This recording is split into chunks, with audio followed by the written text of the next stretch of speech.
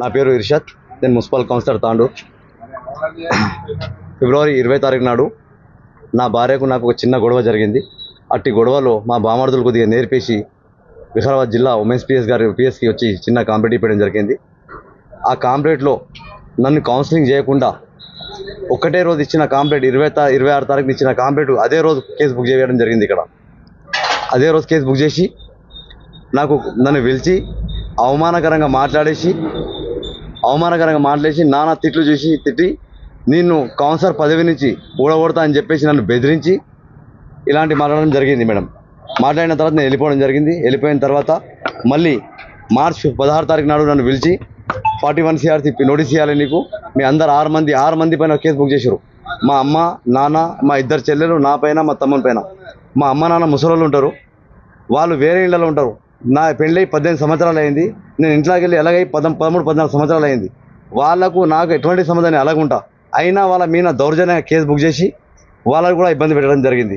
ఒక చెల్లెలు హైదరాబాద్ ఉంటుంది, ఆమె ఇక్కడ రాదు, ఆమె కూడా కేసు బుక్ చేయడం జరిగింది. ఒక చెల్లెలు ఇంకో ఇలాంటి దౌర్జన్యంగా సిఐ సరోజ మేడం గారు భయపెట్టి వాళ్ళ దగ్గర అవతల దగ్గర డబ్బులు తిని నా రాజకీయ ప్రత్యర్థులు కూడా మా బామర్దులు వెంట ఉండి వాళ్ళతో డబ్బులు ఇప్పించి దౌర్జన్యంగా నా మీద కేసు బుక్ చేపించిన తర్వాత 41 CRC బెయిల్ ఇస్తా అని చెప్పేసి నన్ను పిలిచి మళ్ళీ నలుగురికి 16 తారీఖు నాడు అందరూ రావాలని చెప్తే మేము నలుగురు, మా అమ్మ నాన్న నేను అందరం కలిసి వచ్చిన తర్వాత మరి మా నలుగురితో సిగ్నేచర్ చేపించుకొని మీ 2 చెల్లెలది ఏమైనా నన్ను అడిగి మిగతా మొత్తం కావాలంటే మాత్రం ఖచ్చితంగా ఒక్కరికి లంచంగా 10,000 చొప్పున 60,000 రూపాయలు ఇస్తేనే మీకు బెయిల్ ఇస్తా, లేకుంటే మీకు జైలు పంపిస్తా అని చెప్పేసి CI Saroja madam and SI Rani madam చెప్పడం జరిగింది. చెప్పిన తర్వాత నాతో అంత డబ్బులు కావాలని నేను బతిలాడడం జరిగింది.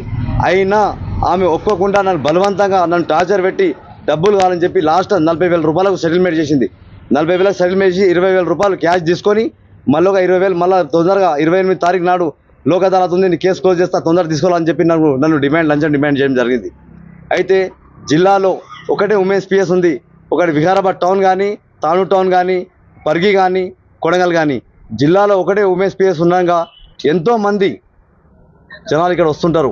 అమాయకులమైన కేసులు బుక్ చేసి దౌర్జన్యంగా డైలీ 1,00,000 నుంచి 2 లక్షల రూపాయలు లంచాలు వసూలు చేసుకుంటూ ప్రతి నెల 50-60 లక్షల రూపాయలు లంచాలు వసూలు చేసుకుంటూ ప్రజల నుంచి ఈ సిఐ సరోజ మరియు రాణి ఇద్దరు కలిసి రక్తం పిండి తాగుతున్నారు.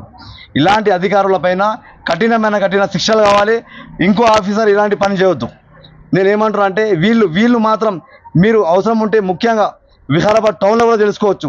నాకు ఇప్పుడు నేను ఇక్కడ పిఎస్ కాడ బయట నిలబడితే దాదాపు 5-6 మంది ఫోన్ చేసి చాలా ఎవరో ఏమో నాకు తెలియదు, థ్యాంక్ యూ అన్న ఆ పని చెప్పించు అని చెప్పేసి చెప్పడం జరిగింది.